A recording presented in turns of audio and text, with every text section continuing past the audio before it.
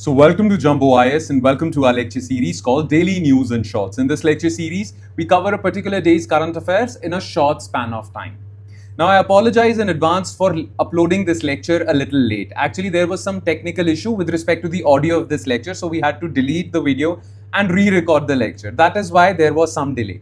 Though I promise you, generally the timings for the lecture would be every day between 6 to 7 p.m. Okay, so you can adjust your current affairs coverage timing in your daily timetable accordingly. Okay, generally the time would be 6 to 7 p.m. But yes, every now and then there can be some exceptions, like today there was some technical issue, but you shouldn't be concerned with that. Okay, you should be concerned with your current affairs, and I promise you I'll deliver those current affairs daily. So don't worry about anything. You can bank on us for current affairs. All right. Now, just watching this lecture, like I say this always, would be job half done. Revise this lecture after watching it from the notes provided by us on our Telegram channel. The link to our Telegram channel is provided in the comment section below. All right. Okay then. Let's quickly start today's discussion. Okay. So let's start today's discussion, and initially we will take a look at the list of topics that we shall cover. Okay, so let's begin. So daily current affairs, 1st October, Wednesday, and here is the topics list. Okay, number one topic is Trump's peace plan for Gaza, and this would have serious geopolitical ramifications. In fact, India has supported this peace plan. If Hamas and Israel both accept it, well, there will finally be peace in the Middle East. So we'll discuss this peace plan. Then the second topic is related to RBI creates Payment Regulatory Board. Okay, so RBI has created a board which will regulate all payment systems in India, offline payment systems, online digital payment systems. Okay, this is a major reform. Okay, so we'll talk about this. Then the third topic is related to an article published in a medical journal, international medical journal, which says that cancer burden in India is rising fast, and this is a challenge. So we will talk about cancer. What is cancer and what is its situation in India? Clear? And in the end, we'll talk about RBI's monetary policy 2025. RBI recently came out with an announcement that it is keeping repo rate unchanged in its monetary policy statement. So what is this monetary policy statement? What has RBI announced?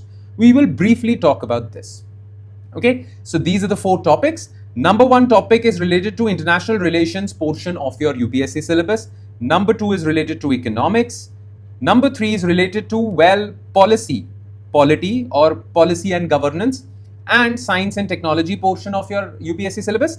And the last topic is again related to economics portion of your UPSC syllabus. Okay, so let's start discussing all these topics one by one. Okay, pay close attention. So starting with topic number one, and that is Trump's peace plan in Gaza.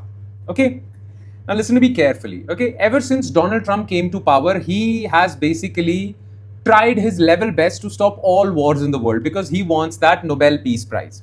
He is taking credit for India-Pakistan ceasefire. He is taking credit for Thailand-Cambodia ceasefire, right?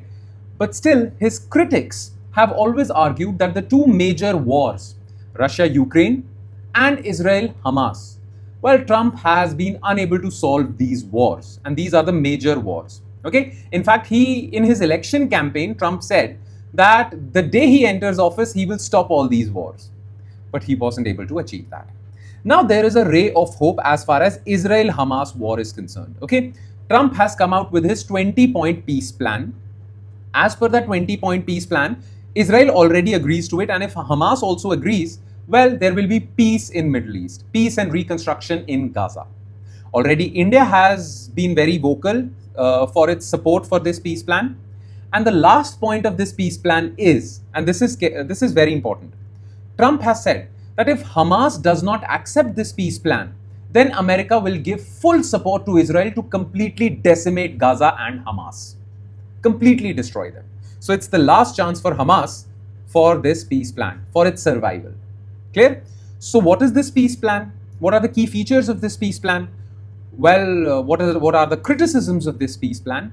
And the most important part for us civil services aspirants, how is it relevant for India? What benefits will accrue to India if this peace plan goes through? All right, so let's begin our discussion. So Trump's Gaza peace plan. Clear? Now, this peace plan was basically released when Israeli Prime Minister Benjamin Netanyahu was in Washington. So they together released this peace plan, though experts say that this peace plan was being designed for the past 8 months. Nonetheless, it is announced now. Now, what are the key features of this peace plan? Okay, so key features. So first point is immediate ceasefire between Israel and Hamas. Immediate ceasefire, cessation of hostilities, and Israeli defense forces should go back to its pre-war lines. They have invaded Gaza, so they have to get out of Gaza. Okay, whatever borders existed before this war, Israeli defense forces will go behind those borders. Okay, so immediate ceasefire, and there are some Israeli hostages with Hamas and some Palestinian people lying in Israeli jails. So there will be exchange of hostages also, immediate. Clear? Then, within a week or so, or within a few days, well, or everything would start and Hamas would disarm itself completely. Hamas should disarm itself completely. If Hamas disarms itself completely, it will be given general amnesty, forgiveness, okay? No case would be lodged against them and a safe passage to whichever country they want to go to, okay? So Hamas disarmament, give up all your weapons and, well, you won't be included in the governance system of Gaza in future. You will be in mainstream, or if you want to go to another country, we will give you safe passage, but you have to disarm yourself, okay? This is there. Then, who will take care of security in Gaza now? Okay, Palestinian people don't want Israeli forces, and now Hamas will be disarmed. So who will take care of security? Well, an international force, International Stabilization Force, ISF, will be created with personnel from nearby Arab nations and global countries. This multinational force will take care of security over there. Clear? And who will rule Gaza now? Now, till further things come to fruition, okay, till further orders, Gaza will be ruled, or all the essential services, governance of Gaza will be taken care of by a committee, Palestinian committee, which shall be apolitical. Apolitical means it won't have politicians, Palestinian politicians. Technical people, technical experts would be there. This apolitical committee, Palestinian committee, will take care of the governance of Gaza, and it will be directly answerable to Board of Peace. This Board of Peace will be an international board. Its chairman would be Trump, and former Prime Minister of Britain, Tony Blair, is also its member. So there will be an international Board of Peace. Under this, there will be this Palestinian committee, which will run governance over there. There are some other features as well. Okay, economic reconstruction plan is there. With donations and investments, Gaza will be economically reconstructed because it was destroyed with war. Many people were displaced because of this war. No forced displacement would take place because Palestinians have accused Israel of basically displacing Palestinians from their own territories. So the plan guarantees that no one will be forced to leave Gaza. Okay, pathway to Palestinian statehood. This plan also says that Palestine can become a state alongside Israel. The path will start if all parties accept this peace plan. But this peace plan ends with an ultimatum. And that ultimatum is, if Hamas rejects the proposal, the US, especially Trump, has said that it would support Israel in finishing the job of eliminating Hamas, finishing everything in Gaza. This is an outcome that nobody wants, right? That is why, in a sense, Hamas has to accept it. Why? Well, because if Hamas doesn't, then no one can say anything if Israel does bad things to Gaza and Hamas, okay? Plus, already this plan has received support of 8 Arab and Muslim nations. Okay, Trump supports it.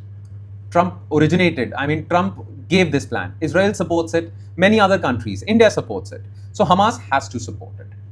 Now, some people have leveled some criticisms against this plan. Okay, first of all, officially Hamas has not said anything.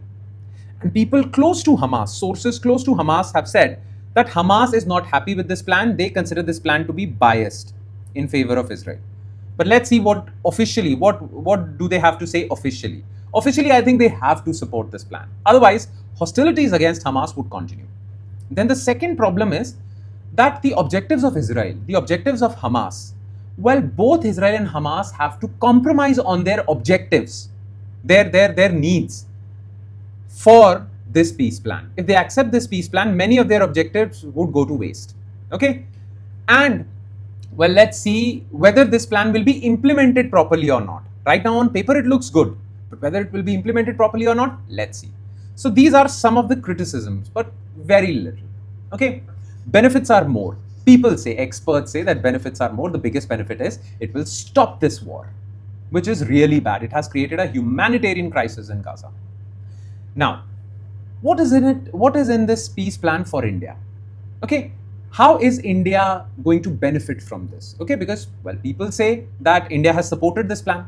Obviously, India will support this plan, or India has supported this plan because there are some benefits that are coming to India from this peace plan, right? So what are those benefits? How is this plan beneficial for India? So let's talk about this. So look, the biggest benefit for India is peace in Middle East. That's it. There are no other benefits. Peace in Middle East is very important for India. That's why India supports this plan. Because if this plan comes to fruition, well, there will be peace in Middle East. And if there is peace in Middle East, well, then there are many things that India will gain. First benefit is safety and security of India's diaspora, Indians living in Middle East. There are 18,000 Indians in Israel, 5 to 10,000 in Iran, and 90 lakh in the Arab Peninsula or the Gulf countries. So safety and security of these Indians would be ensured if there is peace in Middle East. Then, well, it would be good for India's energy security because 80% of India's oil supplies comes from Middle East. If Middle East would be war ravaged, this 80% oil supplies would get threatened. The supply would stop, and when supply stops or there is shortage in supply, price rises. So crude oil will become expensive for India and there would be inflation in India. Clear? So with this peace, well, the price of crude oil for India would come down. This would further bring a sobering effect on inflation in India. So it's good for India's import bill, that will reduce, inflation will reduce because oil price would come down. And third, well, many rich Arab countries, well, have promised, India has good trade relations with them. Plus these rich Arab countries have also promised investment into India. But that investment would come when they are safe and secure, when their mind is not distracted in war, in a war-like, towards war, right? So that is why peace in Middle East would bring their mind back to economic reconstruction or, well, economic development. So they would bring in more investment into India. Plus, India's biggest international project, the infrastructure transport project called India Middle East Europe Economic Corridor. It was stopped right now. It was not being implemented because of this war. Now it will be implemented properly. Now this is important for India. So these are India's stakes. Simple, okay? Now let's move forward to second news item, and that is RBI creates Payment Regulatory Board. Now listen to me carefully again, okay? You see, RBI is known as the Central Bank of India. As central bank, well, RBI is responsible for regulating the entire banking structure. Clear? Second name that is given to RBI is the Monetary Authority of India. By monetary authority, we mean to say that RBI is responsible for money supply or monetary policy of the country. Clear? These are the two roles of RBI. Now, because RBI handles these two roles, well, RBI is also responsible for payments in India, regulation of payment systems in India. Now, look, the highest decision-making body in RBI is Central Board of Directors. Now, within this Central Board of Directors, there are two committees. Board for Financial Supervision, which takes care of banks, and Board for Payment and Settlement System, which takes care of payments. Now, RBI will replace this Board for Payment and Settlement System and replace it with this new body called Payment Regulatory Board. Now, why is RBI replacing BPSS? What are the benefits of this new Payment Regulatory Board? We'll talk about these things, okay? This is a big governance reform with respect to payment systems. Clear? Make sense? Okay. So, like I said, RBI is the central bank. That means it regulates the entire banking system. All banks are answerable to RBI, and it is the monetary authority. Because it has these two roles, well, RBI is also responsible for payments in India, payment systems in India. Now, like I said before, well, RBI's governance structure. So the highest decision-making body in RBI is Central Board of Directors. Okay, and under this there are, well, 4 local boards, but the highest decision making body is Central Board. Now within Central Board there are two committees within Central Board.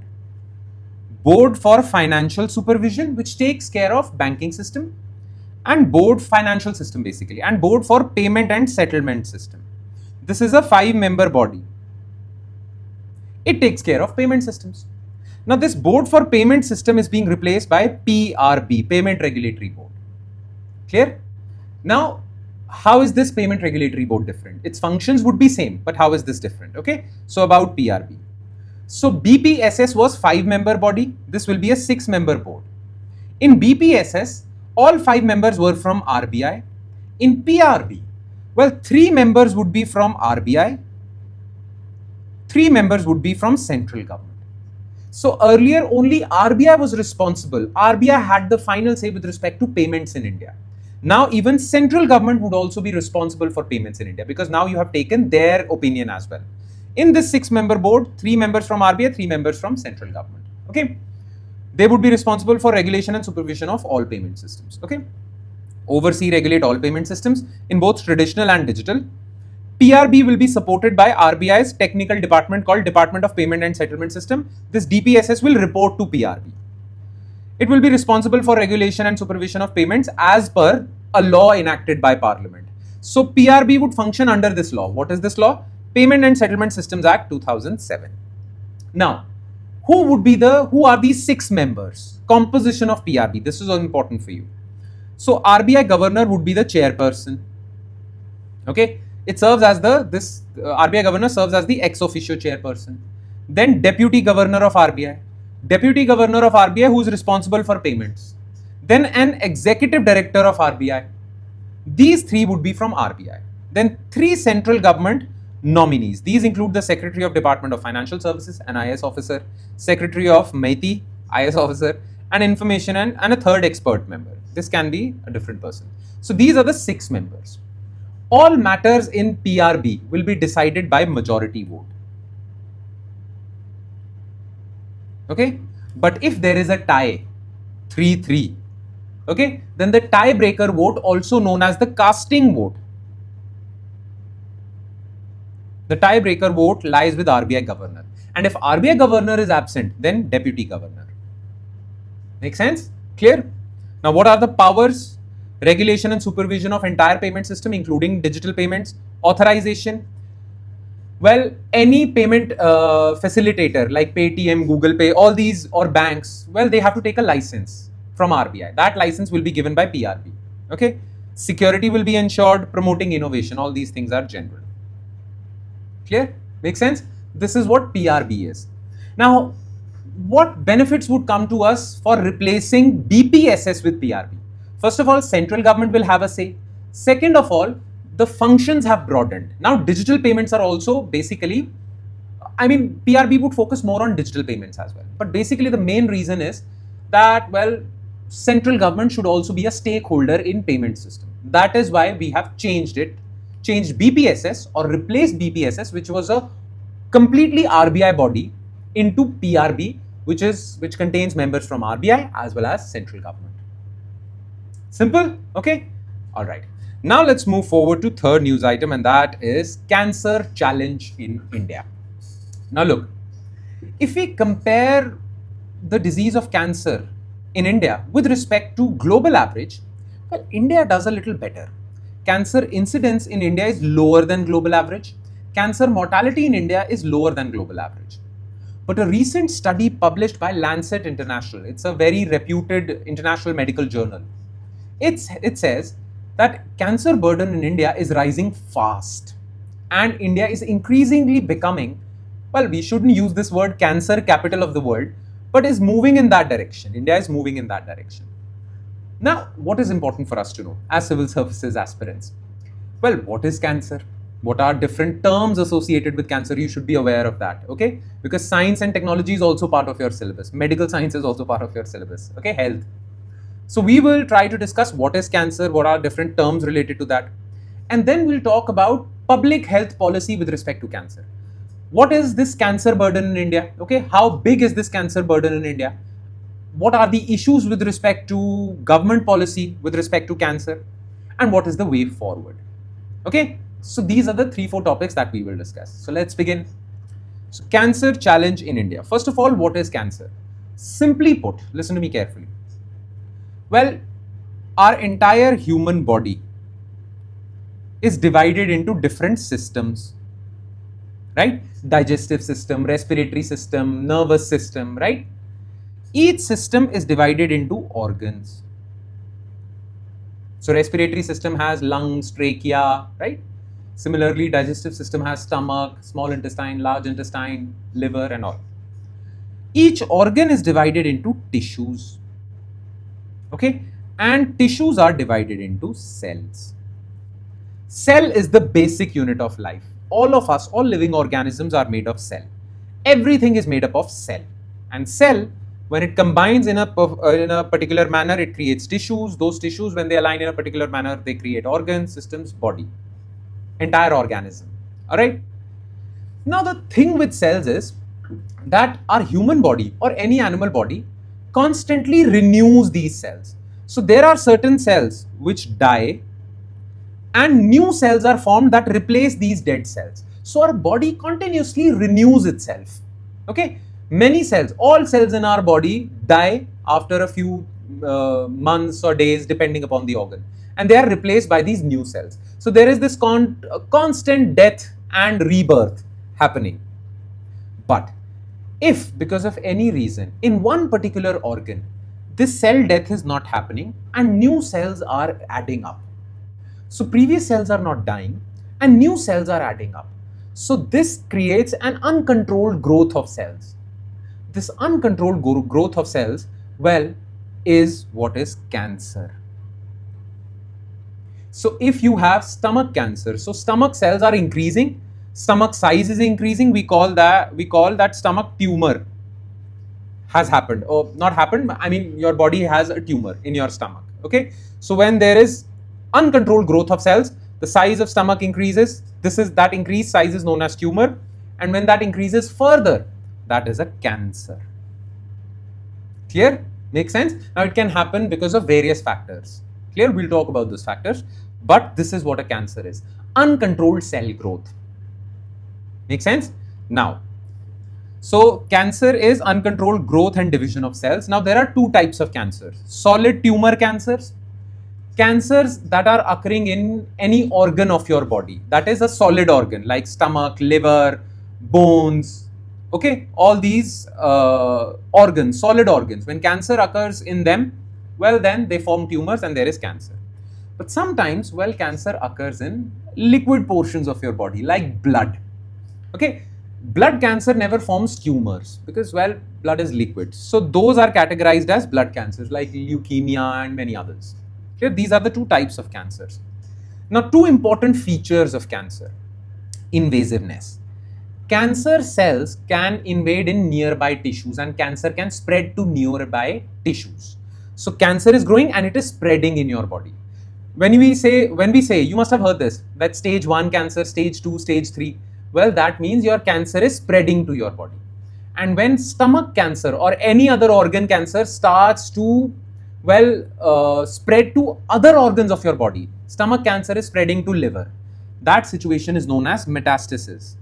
When your cancer has metastasized, well, at that moment, we say that this is stage 4 of your cancer or stage 3. Very little chance exists that you will survive this.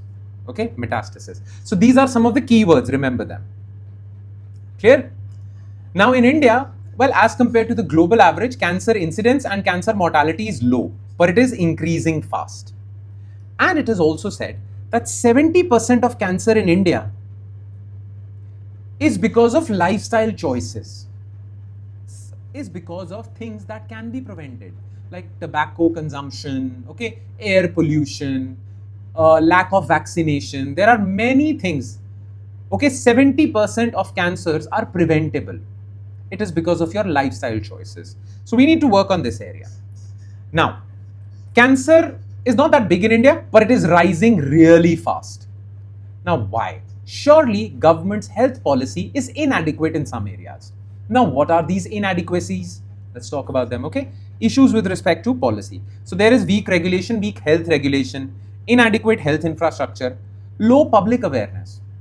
It is said that if you detect cancer early, there are high chances of survival. Okay? But people in India have low public awareness, low health awareness. That is why this detection of cancer takes place very late, and then, well, there is very little chance of survival. Because if your cancer has metastasized, well, it's very difficult to survive that, right? Nonetheless, issues related to health policy, screening programs of the government, where government comes and screens for cancer in the population. That is, well, in some areas it is good, in some areas it is really bad, patchy.